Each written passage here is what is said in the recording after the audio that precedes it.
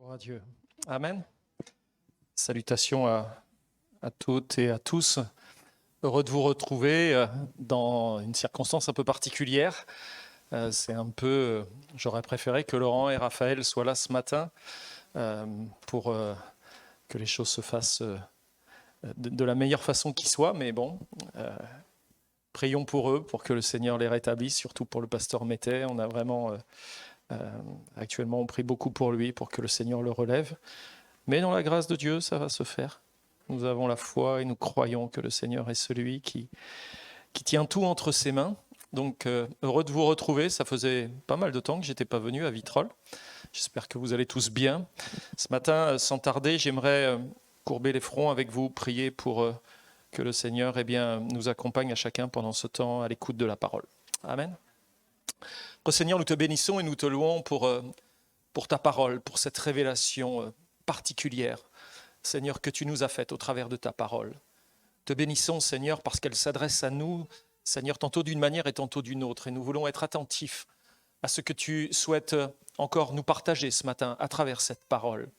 Seigneur, que tu puisses nous amener aussi dans une dynamique de progrès, de ne pas être de ceux qui écoutent et qui finissent par oublier, mais de ceux qui écoutent et qui mettent en pratique ce qu'ils ont entendu. Ta parole, elle est pleinement efficace, Seigneur, quand nous la faisons descendre dans le terrain de l'expérience de notre vie.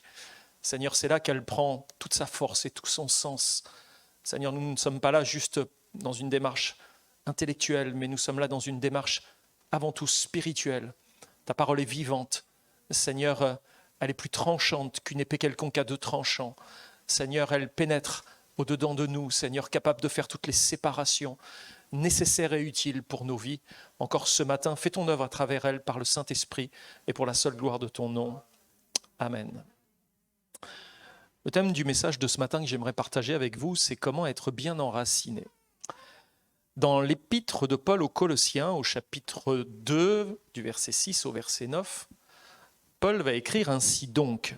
« Vivez dans le Christ Jésus le Seigneur, comme on vous l'a appris, enraciné et fondé en lui, ferme dans la foi, tel qu'on vous l'a enseigné, et abondé en actions de grâce. Prenez garde que personne ne fasse de vous sa proie par le moyen d'une philosophie qui n'est que vaine tromperie, s'appuyant sur des traditions humaines, sur les éléments du monde et non sur le Christ. Car en lui, toute la plénitude de la divinité habite corporellement. Amen. Les relations interpersonnelles, je ne sais pas si pour vous c'est quelque chose de simple, mais parfois ça peut être aussi très compliqué. S'entendre avec les autres, communiquer avec les autres, arriver à se faire comprendre et à comprendre les autres, c'est pas toujours très simple. Parfois avec mon épouse, ma femme me dit souvent, j'ai l'impression que tu parlais hébreu et que moi je parle chinois. C'est pas toujours évident de se comprendre. Mais pour rééquilibrer nos relations, il y a plusieurs étapes qui sont essentielles. Nous devons être sauvés, chrétiens. Parce que lorsque nous sommes sauvés, lorsque nous sommes chrétiens, eh bien, des grâces particulières viennent dans notre vie pour permettre de vivre dans les meilleures relations qui soient. Nous devons être sauvés et croire que Dieu répondra aussi à tous nos besoins. Savoir que Dieu est pleinement suffisant. C'est tellement important. Afin de nous sentir en sécurité. Si nous croyons que Dieu est pleinement suffisant et qu'il répondra à tous nos besoins, alors nous sommes en sécurité. Et nous pouvons aussi surmonter au travers de cela notre égoïsme. Sans engager nos vies envers Dieu et croire qu'il répondra à tous nos besoins, nous ne serons donc jamais en sécurité, nous ne pourrons jamais surmonter notre égoïsme. Et par conséquent, ce qu'il faut comprendre, c'est que le salut par la foi est la première étape essentielle pour surmonter les problèmes de relations insécurisantes.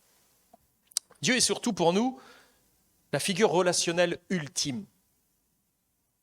Chaque chrétien devrait avoir une relation parfaite avec Dieu. C'est la figure relationnelle ultime. Ce n'est pas pour rien si le Seigneur nous enseigne à prier en nous disant de nous adresser à Dieu en tant que Père. C'est une figure relationnelle ultime dans notre vie. Pourquoi ? Parce qu'il nous aime de manière inconditionnelle. Ça, c'est important de comprendre cela. Il ne nous abandonnera jamais.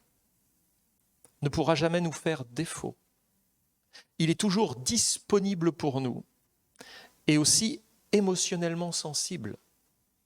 Notre Père a compassion de nous. Par conséquent, avoir une relation de confiance profonde avec le Seigneur, c'est un ingrédient indispensable pour reconstruire la confiance nécessaire et pour avoir un style de relation sûr. Pour que nous ayons de bonnes relations ensemble, il faut que nous soyons dans une bonne relation avec le Père. C'est indispensable. Pour pouvoir avoir cette horizontalité, cette relation horizontale entre nous, il faut avoir une bonne relation verticale avec le Père. C'est dans cette relation au Père que nous allons puiser tout ce qui nous est nécessaire et utile pour bien nous entendre avec les autres. Tout ce que je le reçois du Père. Il est la plénitude de celui qui remplit tout en tous. Et à partir de là, je n'ai plus rien à attendre de qui que ce soit puisque je reçois tout de lui qui est pour moi pleinement suffisant. Du coup, mes relations aux autres sont paisibles parce que je n'attends rien de particulier de la relation. Rien, en tout cas, d'essentiel et de fondamental pour ma vie. Tout ce qui est essentiel et fondamental, c'est dans ma relation à Dieu que je le reçois. À partir de là, je suis apaisé par rapport à ma relation aux autres. Pour répondre efficacement aux difficultés relationnelles que nous rencontrons, j'aimerais partager avec vous ce matin sur la nécessité d'être bien enraciné avec Dieu. Et comment cela peut se réaliser concrètement dans notre vie. Le premier point que j'aimerais voir avec vous ce matin, je pense que ça défile, c'est connaître Christ. Connaître Christ et être profondément enraciné en lui doit être une des réalités qui caractérise un chrétien ou une chrétienne. Dans sa deuxième épître, l'apôtre Pierre va écrire au chapitre 3 et au verset 18 « Mais croissez dans la grâce et dans la connaissance de notre Seigneur Jésus-Christ, à lui soit la gloire maintenant et pour l'éternité. Amen. » Croître en Christ ne se fait pas autrement qu'en étant enraciné en Christ ou en dépendant directement et essentiellement de lui. Et cet enracinement dont parle l'apôtre Paul décrit le fait d'être attaché à Christ comme à notre racine.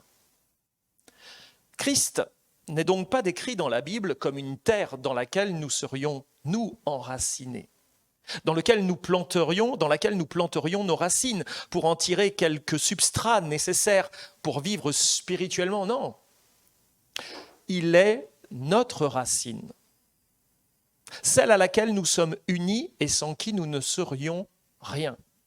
On pourrait penser à la vie spirituelle.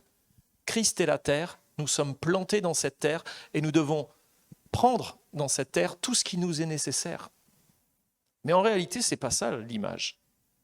Il est le cep, nous sommes les sarments. Il est la racine sans laquelle nous ne pouvons pas vivre. Sans moi, dira Jésus, vous ne pouvez rien faire.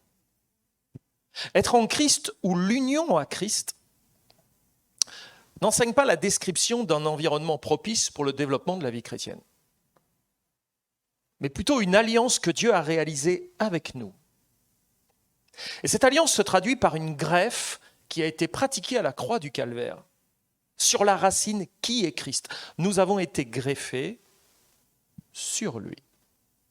Et elle nous permet de recevoir tout ce qui vient de Christ, en dépendant directement de lui, sans avoir aucune possibilité de vivre notre vie spirituelle indépendamment de lui. Connaître Christ n'est pas une démarche optionnelle de la vie chrétienne, réservée à une élite qui posséderait toutes les qualités et les moyens pour y parvenir, et qui du même coup déresponsabiliserait tous les autres qui en seraient privés. Connaître Christ, c'est la part de tous les chrétiens, de toutes les chrétiennes. Et cette connaissance de Christ est à la base même de notre connaissance de la vérité de sa parole. Une vérité qui nous affranchit des principes mondains pour nous permettre de vivre selon Dieu, selon la volonté de Dieu. et en conformité avec sa parole, sa révélation. En tant que chrétiens, nous ne pouvons pas vivre efficacement dans ce monde sans une bonne connaissance de la parole de Dieu, sans comprendre l'amour et la puissance de Dieu. Nous percevrions ce monde comme un endroit hostile et effrayant, dans lequel nous ne serions pas en mesure de surmonter les défis. Je ne sais pas comment vous vivez cette situation qui n'est même pas nationale, qui est internationale aujourd'hui avec cette histoire de pandémie. Mais en tant que chrétiens, nous devrions être particulièrement en paix dans ces circonstances. Christ n'a pas perdu le contrôle de cette situation. Il règne pleinement et nous sommes dans la paix. Dans l'Ancien Testament, il est écrit que les enfants d'Israël ont été détruits par leur manque de connaissance. Dans Osée chapitre 4, verset 1er et le verset 6, le prophète va écrire « Écoutez la parole de Yahweh, fils d'Israël. Yahweh intente un procès aux habitants de ce pays, car il n'y a ni sincérité, ni bonté, ni connaissance de Dieu dans le pays. » Au verset 6, le prophète écrit « Car mon peuple périt faute de connaissance. Parce que toi-même tu as méprisé la connaissance, je te mépriserai jusqu'à te priver de mon sacerdoce. » Il parle de la part de Dieu. « Parce que tu as négligé la loi de ton Dieu, moi aussi, je négligerai tes fils. » Dans ce passage du prophète Osée, nous comprenons que le fait de mépriser la connaissance mène au dépérissement. En effet, cela nous conduit à voir les choses à notre manière et à suivre notre propre chemin. Mépriser la connaissance, ce serait comme être un sarment autosuffisant qui penserait pouvoir porter du fruit tout en étant détaché du cep. C'est juste pas possible. Détacher le sarment du cep, il ne portera pas de fruit et il finira par même dépérir totalement. Certes, il arrive parfois que Dieu nous laisse faire pour que nous puissions apprendre que nos propres voies ne fonctionnent pas. Il permet que nous recevions même les conséquences de ce que nous faisons et que nous réalisions que les fruits de la chair sont toujours amers. Jésus lui-même, qui est la plénitude de Dieu manifestée sur la terre, a précisé que grâce à ses paroles, nous connaîtrons la vérité sur Dieu et que cette vérité nous rendra libres. Alors la liberté qui nous est enseignée dans la Bible n'a rien à voir avec ce que nous comprenons ordinairement de la liberté. Nous pensons que être libre, c'est faire ce qu'on a envie, sans avoir aucune frustration. Ce n'est pas du tout ce que la Bible nous enseigne.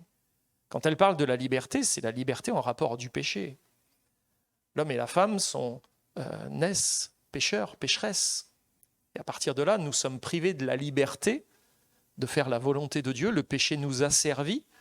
Et l'Évangile, la parole de Dieu, ce que Christ a accompli pour nous sur la croix, vient nous libérer de l'esclavage du péché. Et donc la liberté des enfants de Dieu, c'est la liberté de ne pas être soumis, de ne pas être esclave du péché. Ce n'est pas de faire tout ce qu'on a envie. Ça n'a rien à voir. La liberté qu'on a dans nos esprits, dans nos pensées de manière courante, n'est pas en phase avec ce que la Bible nous enseigne. Les chrétiens sont censés connaître Jésus et mettre leur foi en celui qui sauve et libère. Cette foi est celle qui doit nous faire croître. Nous sommes autant justifiés au début de la vie chrétienne que nous le serons jamais. Christ nous a justifiés. Nous sommes rendus justes par le sacrifice du Christ à la croix.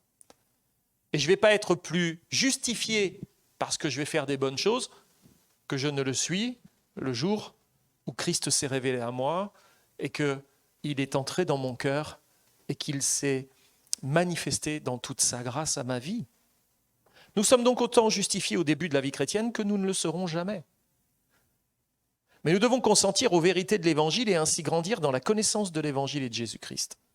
Dans l'Évangile de Jean, chapitre 8, versets 31 et 32, alors Jésus dit aux Juifs qui croyaient en lui, « Si vous persévérez dans ma parole, vous êtes vraiment mes disciples et vous connaîtrez la vérité et la vérité vous affranchira. » Nous avons donc besoin de la connaissance de la révélation de Dieu d'une manière approfondie. Nous pouvons savoir que quelque chose est vrai, mais ce n'est pas suffisant pour que nous puissions changer dans nos actions. Connaître une vérité, c'est bien. Mais est-ce que c'est suffisant pour que ça change dans notre vie? La révélation est une mise en lumière de ce qui avait été auparavant entièrement caché ou seulement vu de manière obscure. Le mot grec apocalypsis est le plus souvent traduit par révélation, l'apocalypse, la révélation. Il signifie mettre à nu et parle de révélation d'une vérité ou d'une instruction concernant des choses qui étaient inconnues auparavant. Nous avons besoin d'une révélation, d'une connaissance approfondie. Le deuxième point, c'est connaître le Seigneur par sa révélation de lui-même. La première des révélations de Dieu sont les Écritures.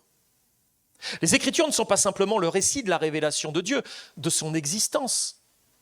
Elles sont la révélation elle-même sous forme écrite afin d'assurer la préservation et la propagation de la vérité de Dieu. Ainsi, nous pourrions dire que la révélation divine est la communication surnaturelle de la vérité à nos vies. En arrivant à comprendre la vérité sur Dieu et de Dieu, nous commençons à comprendre la vérité sur l'univers dans lequel nous vivons et sur nous-mêmes aussi. Vous savez, il y a plusieurs siècles en arrière, lorsque vous alliez à la faculté, vous deviez étudier d'abord la théologie. La théologie était la reine des matières. Il fallait être un bon théologien pour être un bon mathématicien comme Pascal. Il fallait être un bon théologien pour être un bon physicien comme Newton. La théologie était la reine des matières. On étudiait la parole de Dieu et on investiguait le monde selon la connaissance que l'on avait de qui est Dieu et de quel est son plan pour nos vies et pour ce monde. Aujourd'hui, on a séparé la théologie du reste des matières parce qu'a priori, selon les penseurs des Lumières, la théologie empêchait la science d'avancer puisqu'elle lui mettait concrètement des barrières à ne pas outrepasser. Je ne sais pas si c'est le meilleur choix qu'on ait pu faire. Allez savoir, ça se verra certainement au fil du temps. Mais à partir de là, nous sommes heureux de pouvoir bénéficier des enseignements de la parole de Dieu parce qu'elles sont là pour nous communiquer la vision de Dieu par rapport au monde qui nous entoure. Et ça, c'est très intéressant de voir comme Dieu voit. Amen. Donc la façon dont nous percevons notre univers et nous-mêmes est le fondement de la façon dont nous agissons et dont nous réagissons. Par exemple, si nous voyons Dieu comme un juge intraitable, qui est prêt à nous frapper à la moindre erreur qu'on va faire, et que nous nous voyons comme des misérables évoluant dans un monde dysfonctionnel, et un monde sans espoir, alors nous agirons avec les tristes conséquences découlant d'une telle vision des choses. C'est compliqué, non, de vivre dans un monde où la moindre erreur qu'on va faire, Dieu va nous sanctionner, mais en même temps on se sait misérable et dysfonctionnel, et dans un monde dans lequel il n'y a pas grand espoir. Il faut avoir le moral pour avancer là. Hein. Mais si nous nous considérons comme les enfants rachetés de Dieu, aimés et pardonnés, même si nous échouons encore et encore, Dieu répondra efficacement à tous nos véritables besoins et nous serons libérés d'une attitude étriquée. Cela nous permettra de faire efficacement confiance au Seigneur et de vivre pour lui en dépendant sans cesse de lui. C'est quand nous réalisons ce que signifie la souveraineté et la providence de Dieu. Je ne sais pas si vous entendez beaucoup parler de la souveraineté de Dieu et ce que ça veut dire pour vous, de la providence divine et de tout ce que cela peut signifier dans la vie d'un chrétien et d'une chrétienne. C'est quand nous réalisons ce que signifie la souveraineté de Dieu. Spurgeon disait la souveraineté de Dieu, c'est un oreiller sur lequel le chrétien peut poser sa tête tranquillement. Je peux m'endormir tranquille parce que Dieu règne. Moi, il y avait quelque chose, plutôt, il y a une personne avec laquelle, en voiture, j'avais aucun souci. C'était avec mon père. Quand mon père conduisait, Je pouvais m'endormir sur le siège arrière. J'avais aucune crainte. Aujourd'hui, quand je monte dans une voiture avec un frère ou avec une sœur, j'appuie alors que je suis passager sur les pédales. Je suis toujours à dire fais attention, t'as vu la voiture. Pourquoi ? Pourquoi avec mon père je pouvais dormir ? Et pourquoi aujourd'hui j'arrive plus à dormir en voiture ? Sauf quand c'est moi qui conduis. C'est bon, ça suit. Parce que j'avais une telle confiance en mon père. Une telle confiance en lui. Ça ne voulait pas dire qu'il était infaillible. Mais mon cœur d'enfant lui faisait pleinement confiance. Je pensais que mon père avait une certaine souveraineté sur ma vie et que je pouvais lui faire confiance et m'endormir. Si j'ai cette relation à Dieu qui, lui, est infaillible, est-ce que j'ai raison de lui faire confiance ? Bien sûr. Lui, il est infaillible. Alors oui, je peux m'endormir en paix, dans la tranquillité, parce que c'est mon Père qui conduit, un Père infaillible. Quand j'ai compris ce que c'est que la souveraineté de Dieu et la providence divine, c'est-à-dire toutes les circonstances que Dieu maîtrise autour de nos vies pour nous amener là où il veut nous amener, quand j'ai compris ça, alors je suis libéré de mes propres intérêts. Tout est entre ses mains. C'est alors que je suis enfin disponible pour pouvoir peut-être, si besoin, aider les autres. Pour nous permettre de connaître Dieu et de nous enraciner en lui, il travaille en nous par son Esprit Saint pour nous permettre de connaître et donc de comprendre sa révélation. C'est ce qu'on appelle l'illumination de l'Esprit. Le Saint-Esprit nous éclaire. Il nous enseigne toutes choses. Certains enseignent que la révélation et l'expérience sont similaires. La révélation et l'expérience sont similaires. Voire même, j'ai confronté ça il n'y a pas très longtemps, c'était hier, où une personne me disait « Mais même si on n'avait pas la Bible, c'est pas grave, Dieu se révèle à nous, même sans la Bible. » Waouh ! Le sola scriptura de la réforme, enlevé. Pas plus besoin de la Bible.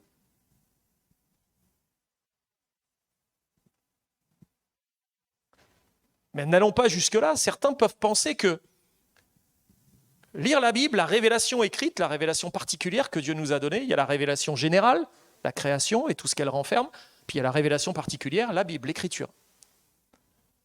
Certains pourraient penser que la révélation particulière qui est l'écriture et l'expérience, c'est similaire.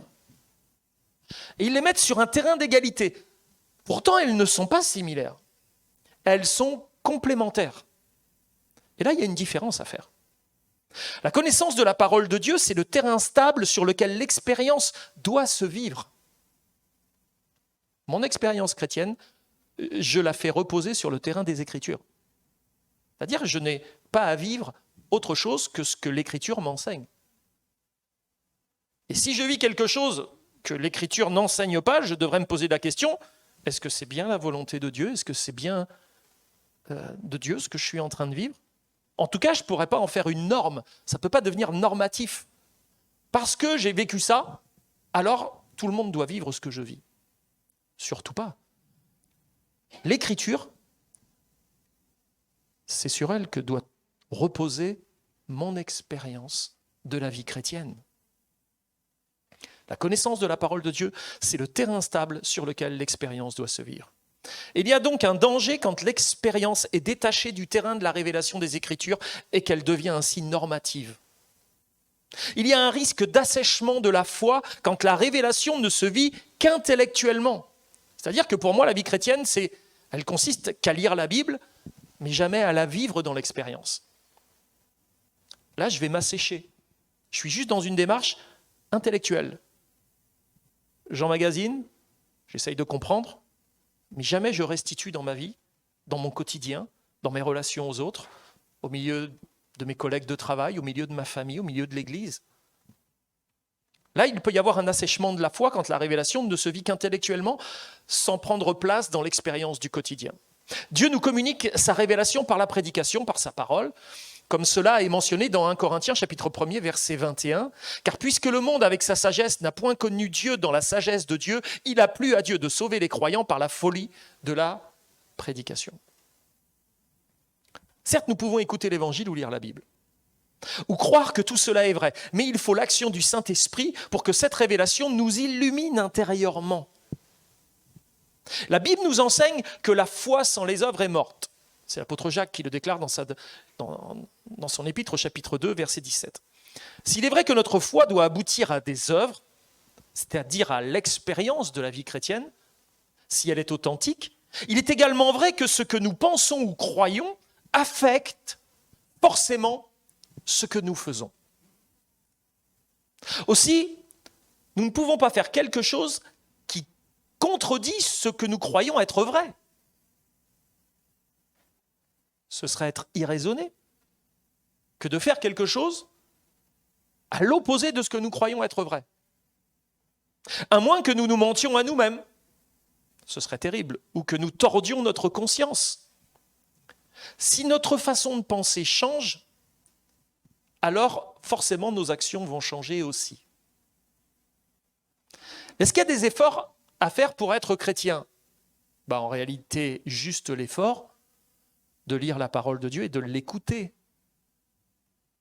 Et de la laisser, par le Saint-Esprit, illuminer nos cœurs et changer nos pensées. Et si nos pensées changent, nos actions vont forcément changer avec. Qu'est-ce que doit faire le sarment pour obtenir ce qui lui est nécessaire pour porter du fruit ? Recevoir ce que le cep lui donne. C'est simple, hein ? Il n'a pas d'effort particulier à faire, si ce n'est que l'effort de recevoir. Par conséquent, si nous agissons sur ce que nous croyons être vrai, nos actions rendront ces choses réelles en nous par le biais de l'expérience et elles témoigneront à tous de la validité de notre foi. Dans Hébreux chapitre 11, verset 1er, il est dit « Or la foi est une ferme assurance des choses qu'on espère et une démonstration de celles qu'on ne voit pas. » Le type de preuve le plus solide dans un tribunal est apporté par celui qui a été effectivement témoin des faits. J'ai été témoin des faits. Et c'est ça la preuve la plus forte. Si vous avez des témoins, vous avez un accident, vous n'êtes pas en tort, mais seulement celui avec qui vous avez l'accident dit que c'est vous qui êtes en tort. Mais si sur le bord du trottoir, vous avez deux témoins qui ne sont pas ni votre fils ni votre femme, et qui disent « Nous avons été témoins de cet accident, et voilà ce que nous avons vu », et qu'au travers de leur témoignage, ils disent que vous êtes innocent, c'est la plus grande preuve qu'il peut y avoir dans un tribunal. Nous pouvons croire quelque chose dans notre esprit, nous pouvons sentir que quelque chose est vrai, nous pouvons vouloir faire quelque chose, mais cela ne devient pas une connaissance de la révélation pour nous tant que nous ne l'avons pas expérimenté, afin d'en devenir les témoins. La connaissance et l'expérience doivent œuvrer en parfaite harmonie, et c'est ainsi que le Saint-Esprit nous enracine profondément. Est-ce que vous connaissez la pratique du « si c'est vrai » ? C'est simple, hein ? Allez, je vous la partage gratuitement ce matin. Si c'est vrai que ma valeur ne dépend pas de ma performance, vous le croyez ça ? Que votre valeur ne dépend pas de votre performance ? Vous ne serez pas meilleur parce que vous avez de bonnes performances ? En tout cas, aux yeux de Dieu. Moi, ce n'est pas parce que ma femme va me faire un bon repas ce midi qu'elle va être plus ma femme. Elle est ma femme, elle a cette valeur dans mon cœur, peu importe ce qu'elle fait. Mon enfant, j'en ai deux, sont mes enfants. Papa, oui, j'ai eu un 20 sur 20. Ah, voilà, maintenant tu es vraiment mon fils que j'aime. Papa, j'ai eu 0. Elle m'a dicté. Mais je t'aime, mon fils. Essaye de faire mieux la prochaine fois, mais je t'aime. Donc notre valeur ne dépend pas de nos performances vis-à-vis du Père. Si cela est vrai que ma valeur ne dépend pas de ma performance, ou même de ce que les autres pensent de moi, je ne sais pas si vous vivez détaché du regard des autres ou si c'est pour vous très oppressant, mais ma valeur ne dépend pas de ce que les autres pensent de moi.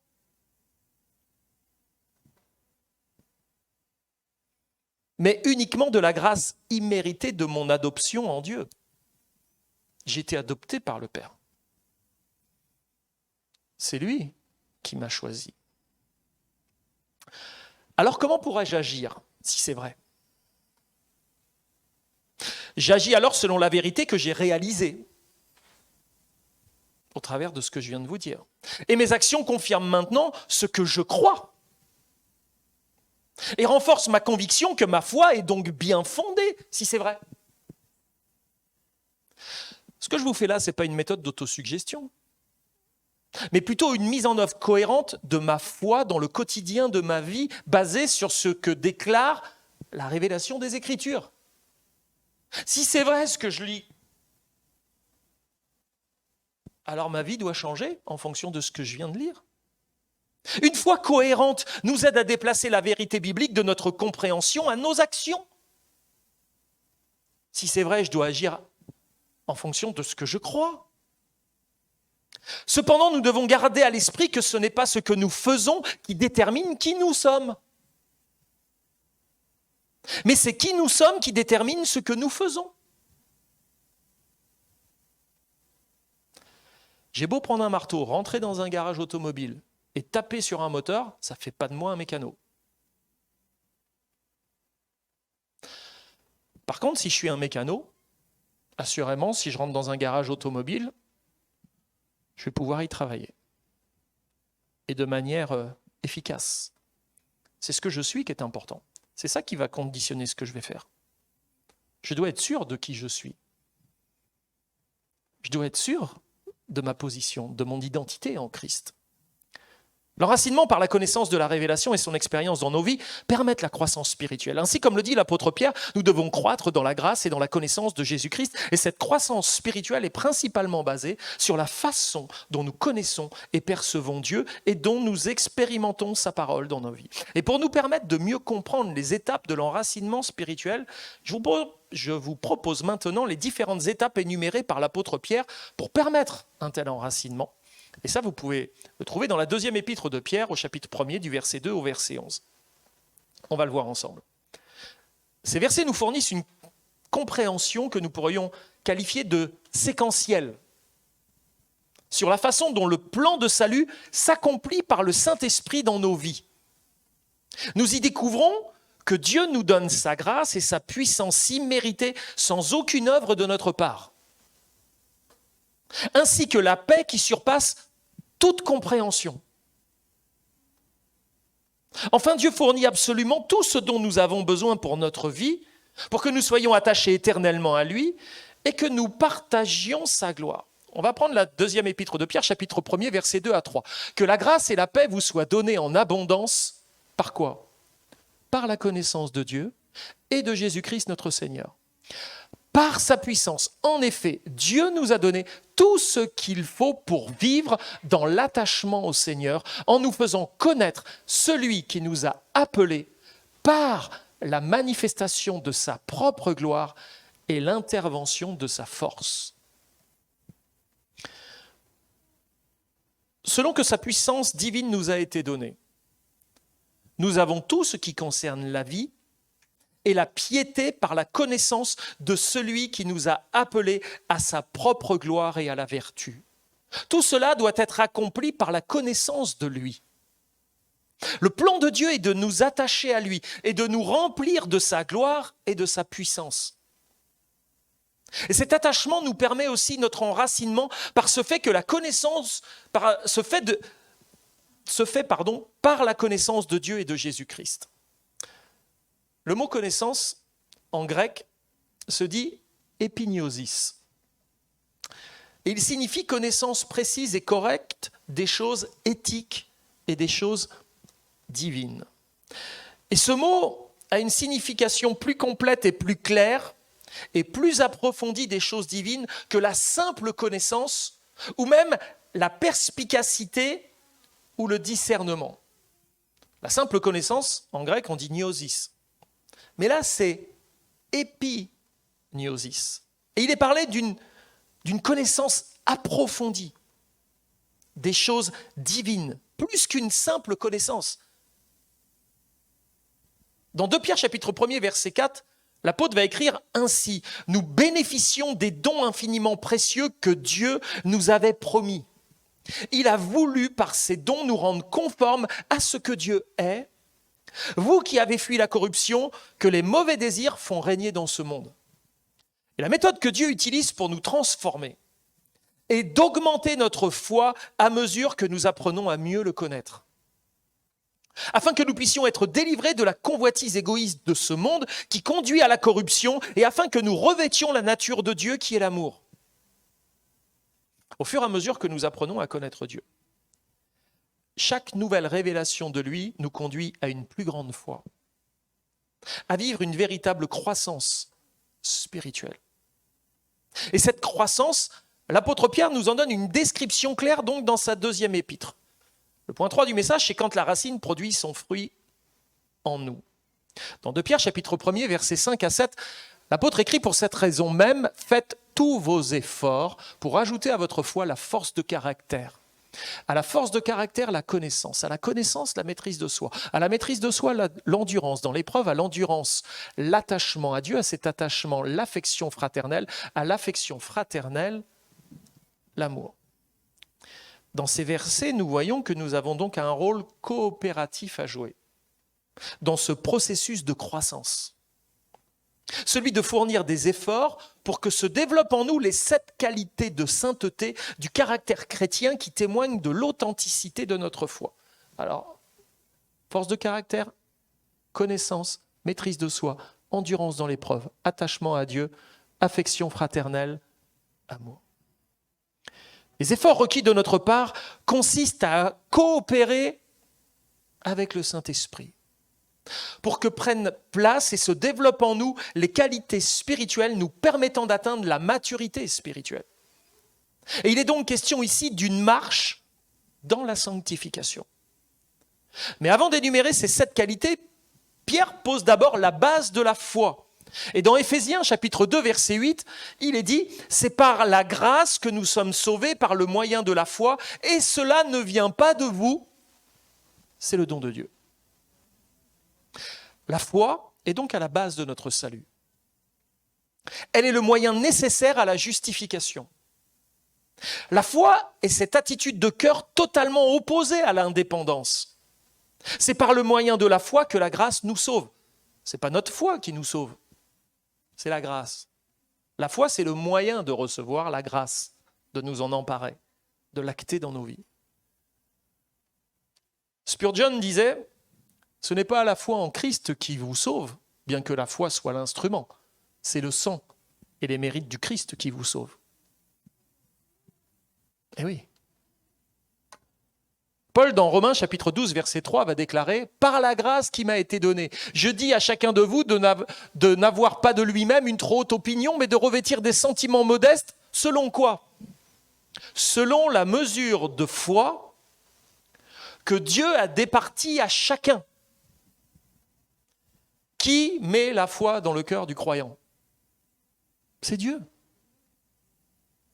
C'est Dieu qui met la foi en nous. D'ailleurs, est-ce qu'il n'est pas enseigné dans la parole de prier pour qu'il fasse quoi ? Pour qu'il augmente notre foi. Ok, on va essayer d'aller plus loin. La foi est un don de Dieu. Alors, il y a 2 types de foi. Il y a la foi que Dieu a donnée à tout le monde. C'est la foi que les religieux se servent pour croire en Dieu. C'est la foi que vous allez utiliser lorsque vous arrivez à la pompe à essence, vous voyez gasoil. Si vous avez une voiture diesel, vous allez faire votre plein et vous croyez qu'en fait, dans le réservoir de la pompe, ce n'est pas de l'acide qui est à l'intérieur. Alors vous avez la foi, vous faites votre plein. Est-ce que vous avez raison ?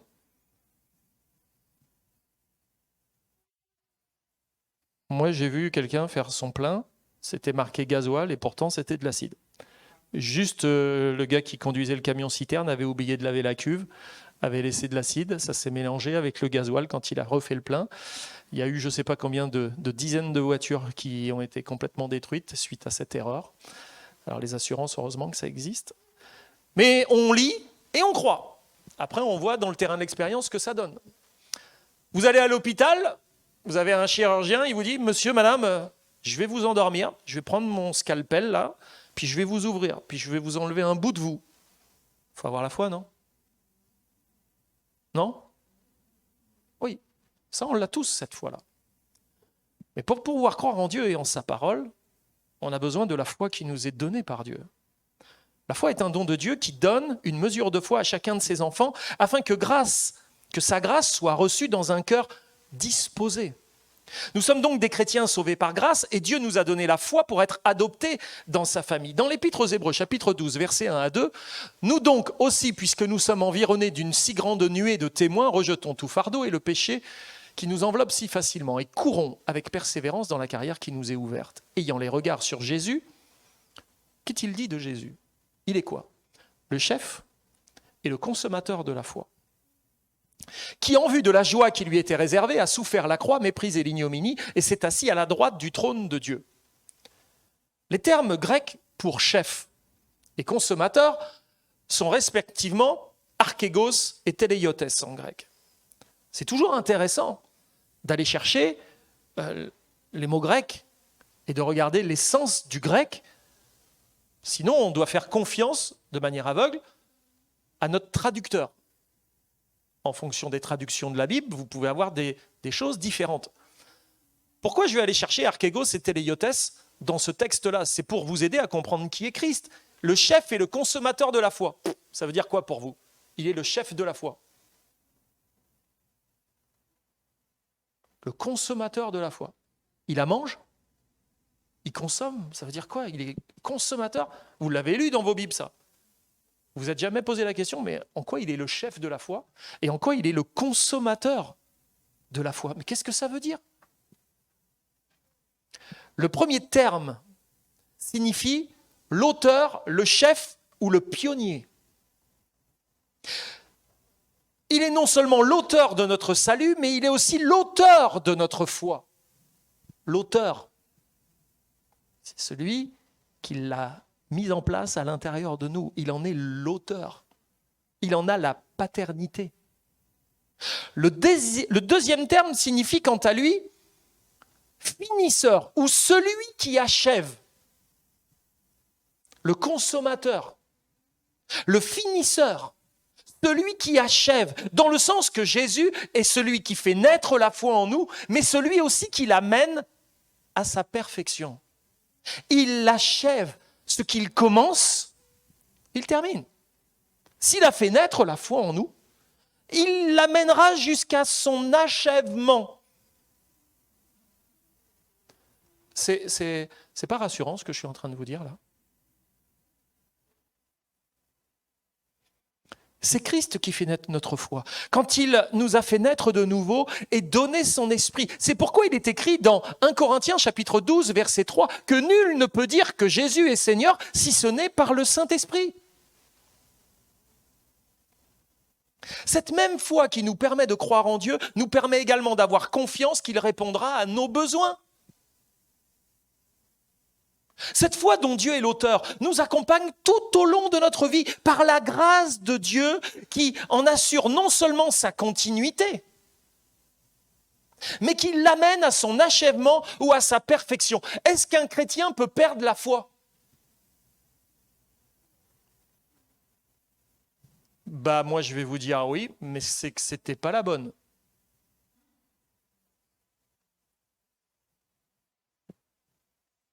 Sinon, tu ne peux pas la perdre. C'est Dieu qui la donne et c'est Dieu qui en assure sa pérennité. Est-ce que Dieu peut se manquer ? Peut-il reprendre ce qu'il nous a donné ? Peut-il revenir sur sa promesse d'être le consommateur de notre foi, celui qui va l'amener à sa perfection et va en assurer sa continuité ? Ou alors on est obligé de démentir la Bible et de dire non, en fait, il n'est pas le consommateur. Il n'en est pas le chef non plus, l'auteur. C'est moi qui est l'auteur de ma propre foi et c'est moi qui en assure sa pérennité. Là, tu as de quoi craindre pour ta foi et ta vie spirituelle. C'est problématique parce que tout repose sur toi. Donc tu as de quoi avoir peur. Mais si tout repose sur Dieu, tu as de quoi avoir confiance. Il faut savoir si Dieu est souverain ou il ne l'est pas. Voyons maintenant les 7 qualités du caractère chrétien qui témoignent de l'authenticité de la foi d'un chrétien né de nouveau. La première, c'est la force de caractère. On l'appelle aussi la vertu. Et nous devons mettre fin à notre égocentrisme et notre égoïsme. Et faire de Jésus le Seigneur de notre vie. Le mot vertu, en grec, se dit arrêter, qui signifie vertu, bonté ou dignité. Et cette force de caractère ou vertu témoigne du fait d'entretenir des pensées, des sentiments ou des actions vertueuses qui suggèrent une forme d'excellence morale. C'est notre foi qui nous conduit à la vertu, puisque c'est la foi qui nous délivre de l'égoïsme. Bah oui. Merci Seigneur, on doit dire. Hein.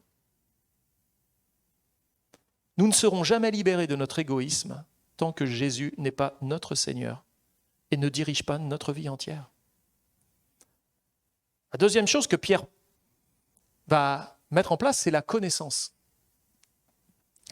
Nous devons savoir ce qui est bien et ce qui est mal, et différencier les deux. Et réaliser que par nos propres forces, nous ne pouvons pas faire le bien et respecter la loi de Dieu, c'est impossible. Dans Romains chapitre 7, verset 18, l'apôtre va dire « Ce qui est bon, je le sais, n'habite pas en moi ». À moins que vous soyez meilleur que l'apôtre Paul, Paul va dire « Moi, ce qui est bon, c'est pas en moi. Il n'y a rien de bon en moi. » C'est-à-dire dans ma chair. J'ai la volonté, je voudrais. Le problème, c'est que si tu n'as pas le pouvoir, tu as beau avoir la volonté, ça ne passera pas. Quand j'avais 15 ans, je courais vite. Maintenant, j'en ai 54. J'ai la volonté de courir vite. J'ai la volonté de sauter des murs. Mais j'ai perdu le pouvoir. Je ne sais pas si ça fait ça qu'à moi, mais généralement, on a souvent la volonté et très peu de pouvoir. Et il faut le reconnaître. Et Paul va dire, le bien, il n'habite pas en moi. J'ai la volonté, mais je n'ai pas le pouvoir. La crainte de Dieu fournit une motivation externe. Mais elle ne fournit pas la volonté de vouloir faire ce qui est juste. Il faut pour cela une autre forme de connaissance. Élisabeth Evite va dire, mieux connaître Jésus par sa parole, demeurer en communion avec mon Seigneur, écouter sa voix à chaque ligne, faire mienne chaque vérité. Elle avait compris quelque chose. Mieux connaître Jésus par sa parole, la révélation écrite. Demeurer en communion avec lui, attaché à la racine. Écouter sa voix à chaque ligne et faire mienne chaque vérité. C'est-à-dire expérimenter ce que je lis. Ne pas me borner à écouter seulement, mais à mettre en pratique ce que j'ai entendu. Comment je vais pouvoir rendre pratique, ça c'est votre travail, après que moi j'ai prêché. Votre travail c'est comment je vais pouvoir mettre en pratique ce que j'ai entendu ce matin. Et à chaque prédication, ce réflexe devrait être dans vos cœurs. Comment je vais pouvoir mettre en pratique ce que je viens d'entendre? Et tu devrais au moins faire petit 1, petit 2, petit 3. Et concrètement. Sinon, tu as écouté, mais ça ne servira à rien. Je me rappellerai toute ma vie, alors que j'étais pasteur chez les Tziganes, je n'avais pas pu aller à une convention. Et une sœur revient de la convention des Tziganes. Et je lui dis, alors, qui est-ce qui prêchait au culte ce matin? Ah, c'était Clément Le Cossec. Je dis, c'était beau. Ah, c'était beau. Bah oui, c'était beau. Qu'est-ce qu'il a dit? Va savoir. Va savoir, toi, ce qu'il a dit. Elle avait écouté, elle avait trouvé ça beau, mais elle n'avait rien retenu. Ça sert à quoi de venir écouter si à la fin on ne retient rien? Comment on peut mettre en pratique ce qu'on n'a pas retenu? Alors oui, c'était beau. Dans le livre du prophète Ézéchiel, Dieu va lui dire, tu parais pour eux comme un chanteur à une belle voix. C'est-à-dire, ils t'écoutent comme on écoute. Aujourd'hui, les jeunes, il y en a très peu des jeunes qui parlent anglais couramment, hein, mais ils écoutent que des chanteurs et des chanteuses anglaises. Ils ne comprennent rien. Mais c'est beau. Comprenez? C'est beau. Qu'est-ce qu'il dit? J'en sais rien. Puis d'ailleurs, si on fait l'effort de traduction, on va se dire, c'est pas si beau que ça, quoi, ce qui est dit dans les paroles. Et même en tant que chrétien, parfois, on ne devrait peut-être même pas écouter ce qui est dit dans certaines paroles. Ce serait triste qu'on vienne à l'église et qu'on écoute le pasteur comme on écoute un chanteur. Ah, il fait des belles phrases, hein. Ces mots sont agréables à écouter. Ah, il est enthousiaste, le pasteur, c'est agréable. Faudra revenir, hein. Oui, d'accord, mais qu'est-ce que vous avez compris et qu'est-ce que vous allez mettre en pratique là, après? C'est ça qui est le plus important. C'est pas si le pasteur a une belle voix, si c'est harmonieux, si ses phrases sont bien construites. C'est pas ça l'essentiel. C'est comment je vais pouvoir mettre en pratique ce que j'ai entendu ce matin d'une manière concrète. Quand nous sommes devenus désintéressés et impartiaux par la foi, il est alors possible de vraiment connaître la volonté de Dieu pour nous. Néanmoins, il n'est pas possible par nos propres efforts d'y obéir. Paul en arrive à la maîtrise de soi ou à l'intempérance, à la tempérance. On va essayer d'aller plus vite. Nous devons apprendre le contrôle interne et à vivre une vie de disciple. La discipline a été définie comme la puissance de contrôle de la volonté au travers de l'opération de l'Esprit de Dieu. La discipline doit intervenir dans tous les domaines, dans la prière, dans l'étude de la Bible, dans l'emploi de notre temps, dans le contrôle de nos appétits physiques et dans le sacrifice de soi. Et une fois que nous avons surmonté notre égoïsme et que nous savons ce qui est bien et ce qui est mal, nous devons apprendre à être motivés pour faire ce qui est bien. Et la discipline, c'est la motivation intérieure que le Saint-Esprit alimente pour faire ce qui est bien, ce qui n'était pas possible pour nous. On avait la volonté, mais pas le pouvoir. Mais avec le Saint-Esprit, on a le pouvoir. Le mot egrateia, qui est traduit par tempérance ou maîtrise de soi, signifie la capacité de maîtriser ses désirs et ses passions, en particulier les appétits sensuels. Pierre continue, nous dit, regardez vers quoi vous devez aller. Une fois que nous atteignons suffisamment de maîtrise de soi par le Saint-Esprit pour parvenir à se maîtriser ou à contrôler la chair, nous devons apprendre à le faire de manière cohérente. Est-ce qu'un chrétien doit être cohérent? Il ne devrait pas y avoir de gens plus cohérents que les chrétiens. C'est-à-dire, John MacArthur disait, il y a des gens qui ne liront pas d'autres Bibles que vous. Peut-être que ton collègue de travail n'ouvrira jamais une Bible. Par contre, en te voyant, il devrait lire la Bible. Pourquoi? Parce que tu es cohérent. Ce que tu lis, tu le vis. S'il ne le lit pas, au moins qu'il le voit au travers de ce que tu vis. Et qu'il se dise, moi je sais ce que la Bible dit. Parce que mon collègue qui est chrétien, ma collègue qui est chrétienne, ne ment pas. Je sais que dans la Bible, il est dit qu'il ne faut pas mentir, puisque c'est impossible, il ne ment pas. C'est quelqu'un de humble. Je sais que dans la Bible, l'humilité est une chose importante. Donc, évidemment, l'orgueil est à bannir. Tu deviens une sorte de révélation des Écritures pour l'autre parce que tu es cohérent. Et un chrétien doit être cohérent. Il ne doit pas y avoir plus cohérent qu'un chrétien et une chrétienne. Vous me suivez? Alors, quand on a la maîtrise de soi, c'est quoi la vertu qui arrive derrière? Elle est simple. La patience. Vous êtes patient?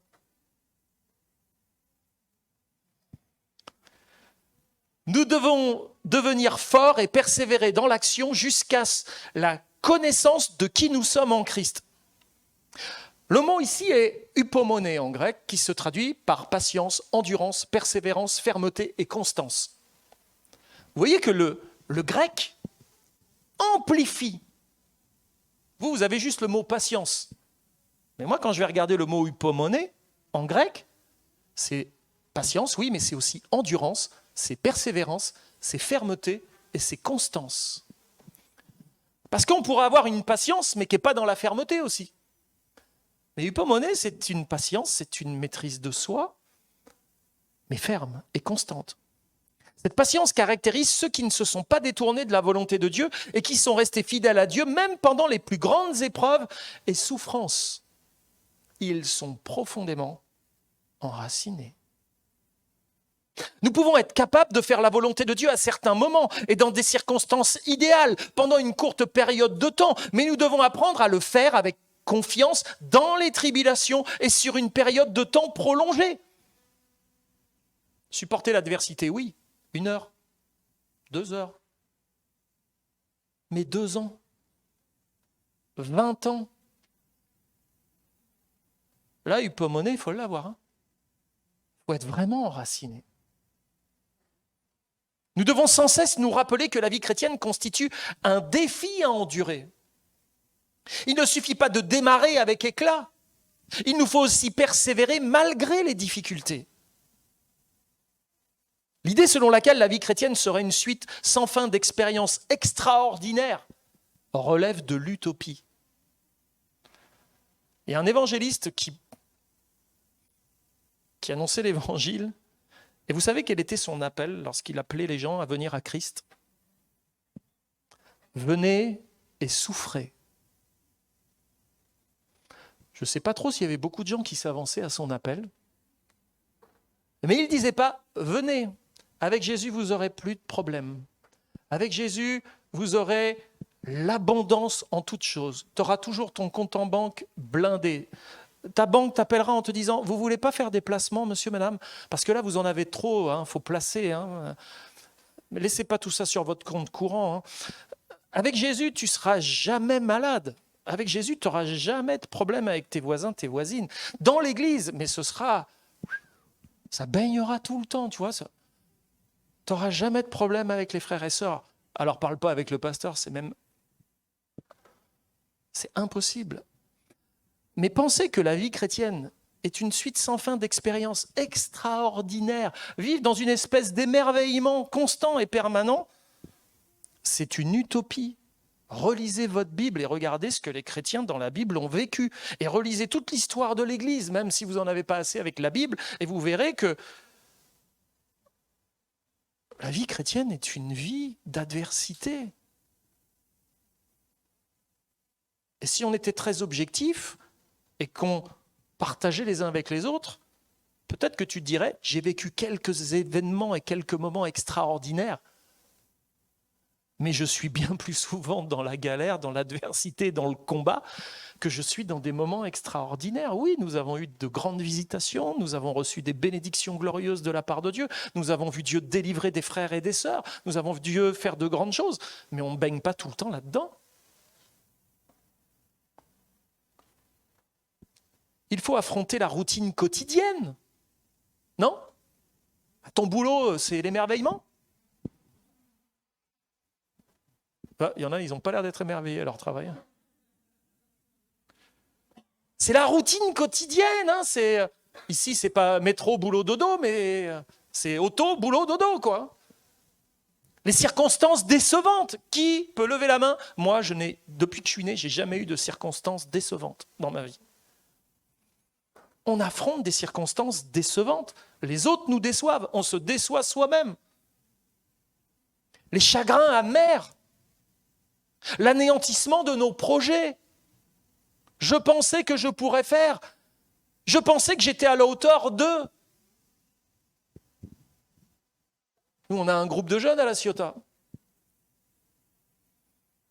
Alors, je ne sais pas ici s'il y en a qui sont en médecine, mais il y en a qui ont voulu faire médecine. Moi, mon fils avait essayé de faire médecine. Pas une année, 2 années. Il a raté la première, il a eu le droit de refaire sa première, il a raté la deuxième première. Donc maintenant, il est infirmier. Mais combien de jeunes pensent ? Ils ont des projets, je vais faire médecine. Ah, mais pour aller faire médecine, là, si tu n'as pas un bac avec mention très bien, presque 20 sur 20, laisse tomber, quoi. Tu arrives en médecine avec un 11, ou alors il y a un miracle de Dieu dans ta vie qui vient de se produire, quoi. Il n'a pas seulement augmenté la foi en toi, mais alors il a augmenté ton intelligence, tes capacités, il a tout mis au high level, quoi. Donc oui, je suis anéanti dans mes projets. Combien j'ai vu de jeunes rêver d'être médecins, et puis ils sont comme anéantis dans leurs projets. Je vais faire infirmier. C'est pas tout à fait pareil. Vous voyez que c'est pas tout à fait pareil, infirmier et médecin ? Ah oui, c'est pas le même. Mais vaut mieux être un bon infirmier qu'un mauvais médecin. Vaut mieux être un bon chrétien qu'un mauvais pasteur. Non ? Alors l'anéantissement des projets, on va en avoir. On va en avoir. La patience, c'est l'art de supporter et de persévérer face à tout ce qui semble s'opposer à nous. Et si tout ce qui s'oppose à nous, Dieu le permettait, Pourquoi ? Pour nous amener là où il veut que nous allions. Nous, on pense que parce que Dieu est avec nous, toutes les portes vont s'ouvrir. Ben non, parce que Dieu est avec nous, beaucoup de portes vont se fermer. Oui, mais ça me contrarie. Ben, c'est pas grave. Il faut apprendre à être contrarié dans la vie chrétienne. C'est par nos contrariétés et par nos frustrations que nous apprenons. Donnez à un enfant tout ce qu'il veut. Jamais de contrariété, jamais de frustration. Tout ce qu'il a envie, donnez-lui. Vous allez voir si ça va devenir un adulte stable et correct. Il faut lui apprendre la frustration et la contrariété. C'est la base de l'éducation. Dire non, c'est aussi important, voire plus que de dire oui parfois. Et que Dieu soit béni parce qu'il nous dit souvent non. Moi, je ne sais pas si vous êtes un privilégié de Dieu et que Dieu vous dit souvent oui. Moi, il me dit souvent non. Mais je le remercie pour tous les noms qu'il m'a dit, parce qu'à chaque non, il m'évitait une galère. Si moi j'avais dit « Ah, tu dis non, mais moi je dis oui », et je fais quand même, ça aurait été la catastrophe. Et quand je l'ai fait, ça l'a été. Il a fallu toute sa grâce pour me ramener. Alors quand Dieu dit non, c'est une bénédiction. Merci Seigneur, t'as dit non. Je te bénis, tu m'as évité une galère. Et moi, je veux être obéissant à cela. Ça, il faut de la patience. La piété ou l'attachement à Dieu. Notre foi doit refléter le caractère de Dieu avec tout ce que cela comporte dans le domaine de la sainteté pratique. Il doit y avoir une telle qualité surnaturelle dans nos rapports avec les autres qu'ils se rendent compte que nous sommes les enfants du Père Céleste. La ressemblance familiale doit être évidente. Paul nous rappelle dans 1 Timothée 4,8 que la piété est utile à tout, ayant la promesse de la vie présente et de celle qui est à venir.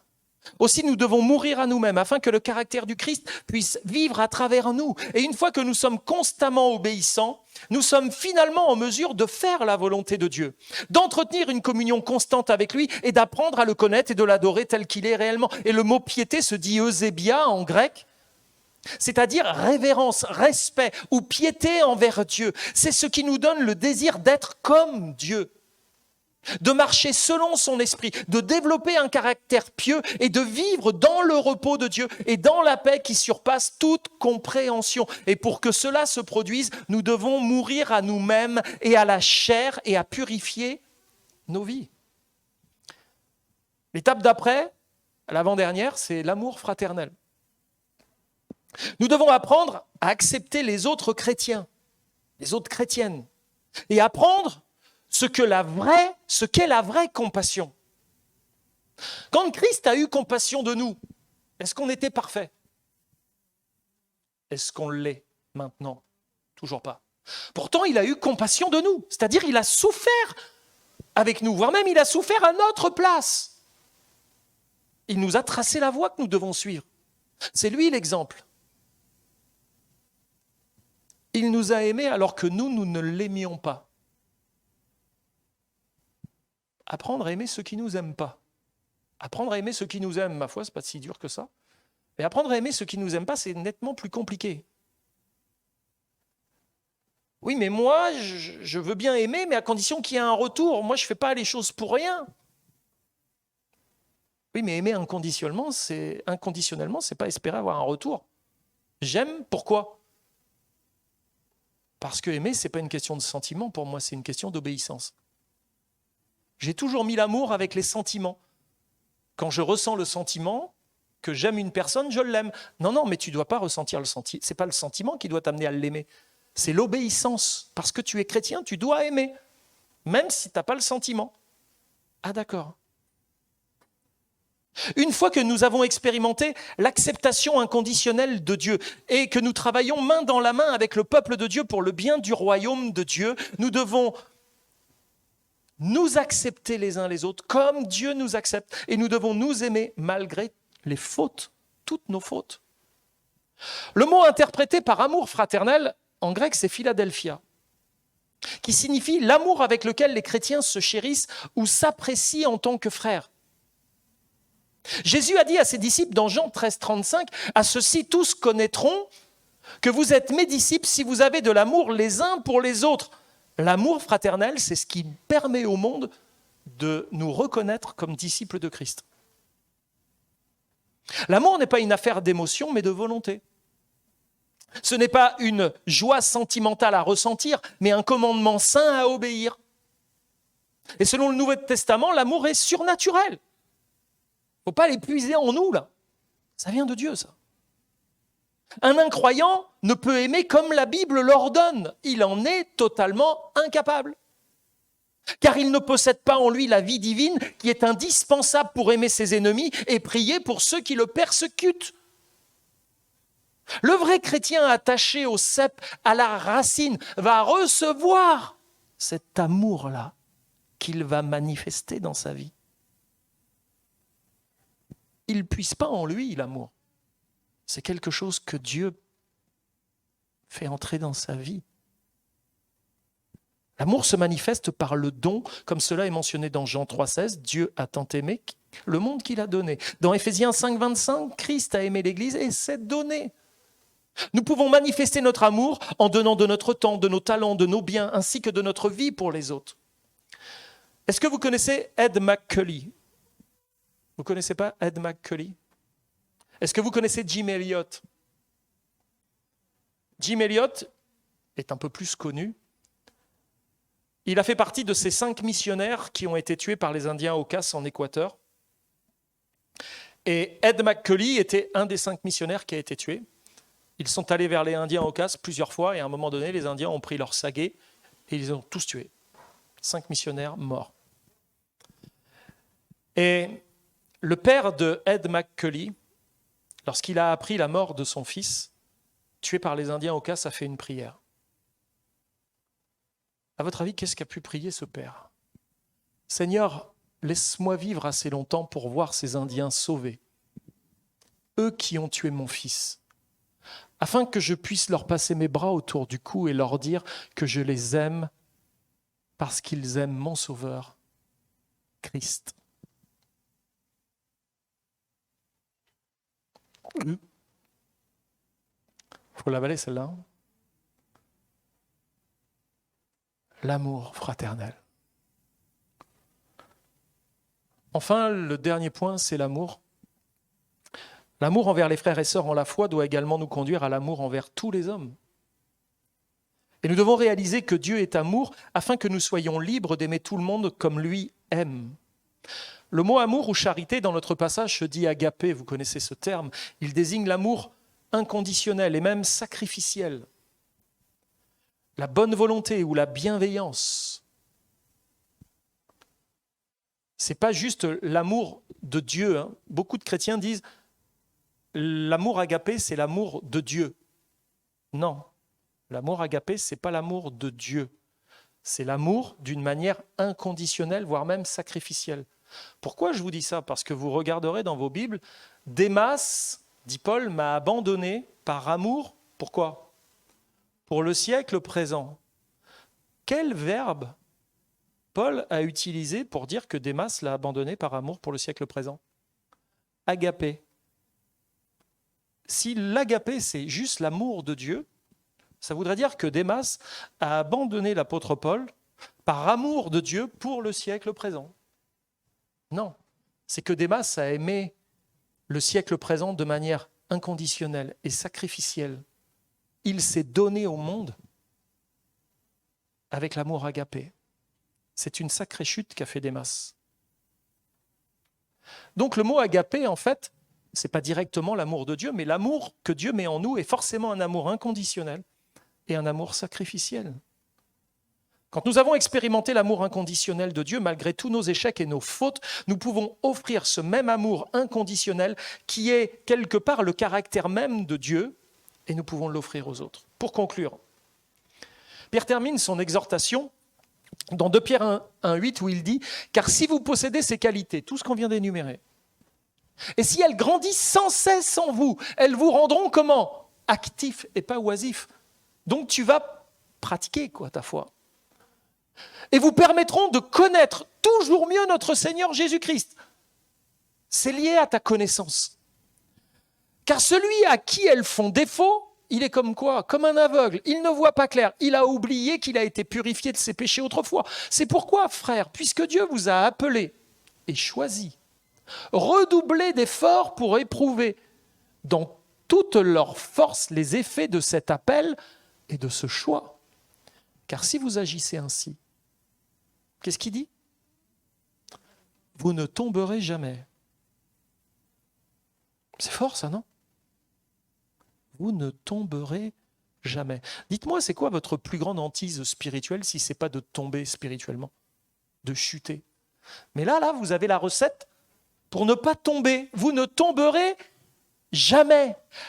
Ainsi vous seront grandes ouvertes les portes du royaume éternel de notre Seigneur et Sauveur Jésus-Christ. Vous ne tomberez jamais. Et ces versets montrent à nouveau clairement que c'est grâce à la révélation de la connaissance du Christ que nous sommes changés et que nous devenons féconds. Et ces choses doivent être en nous et doivent être nombreuses. Nous devons expérimenter, manifester et croire avec l'aide de Dieu ces 7 qualités du caractère chrétien afin de mûrir en Christ.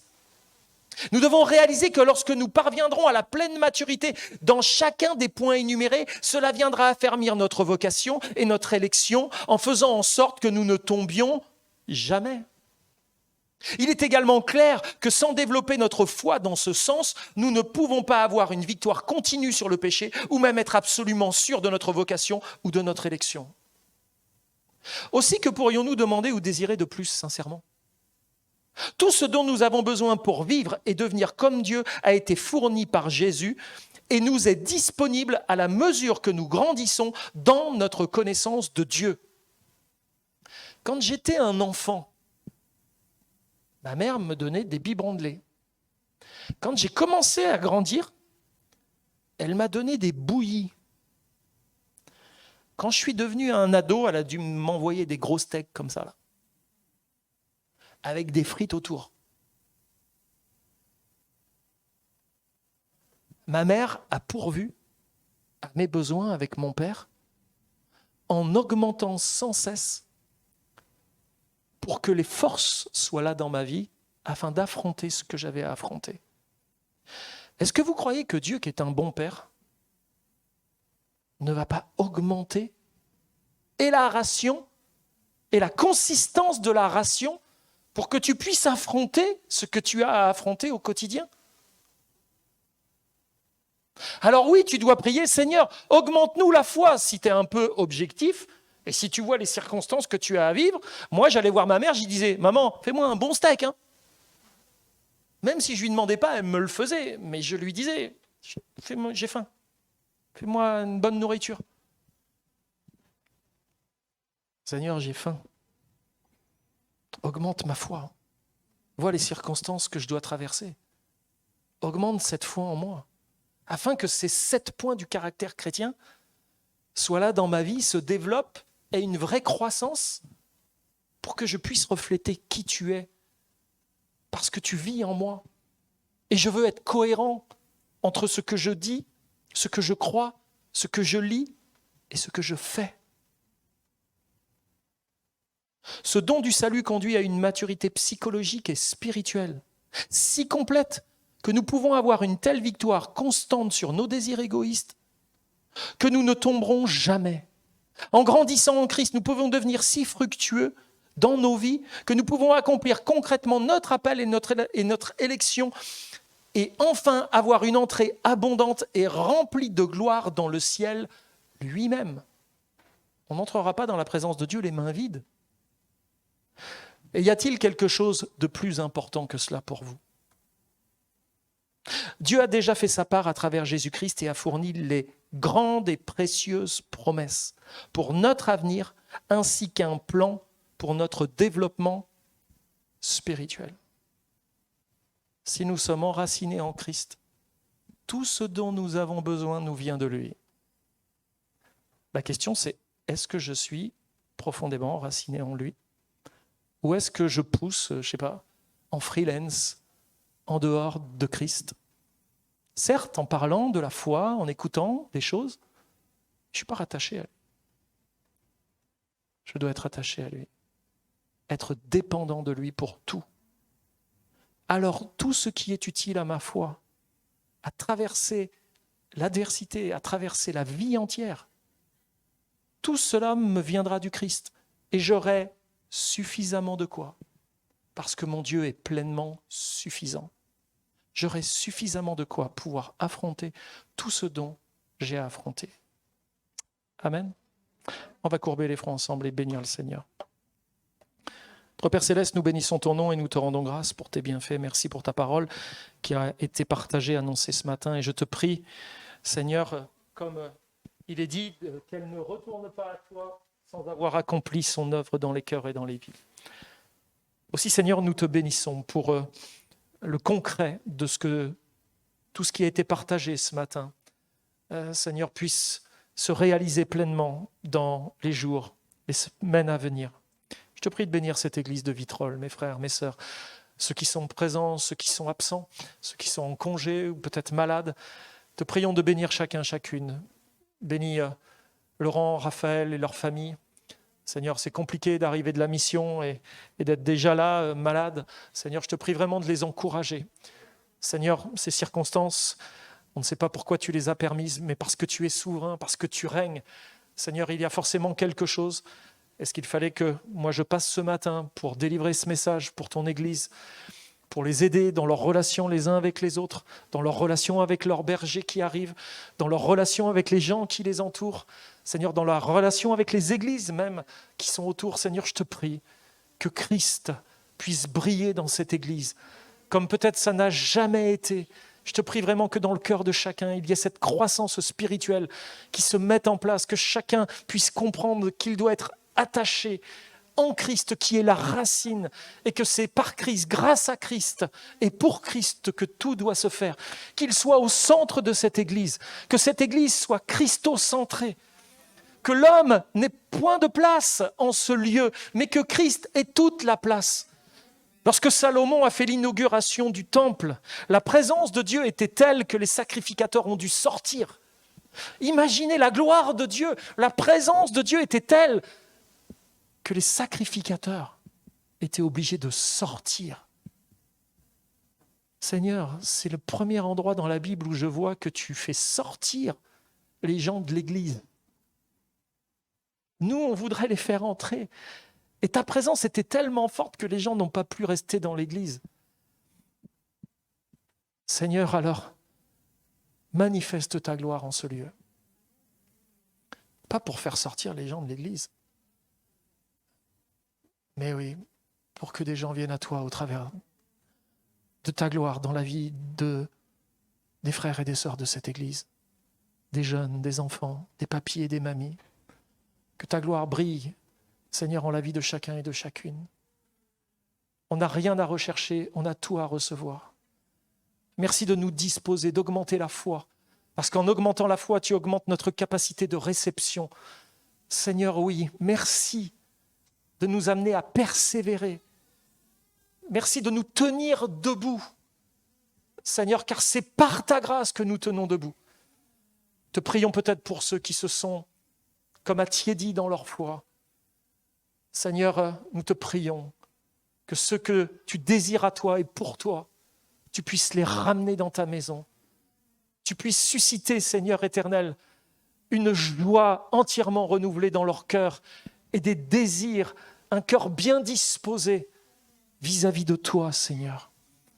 Et que ton nom soit béni et que ton nom soit glorifié. À Jésus soit toute la gloire. Amen.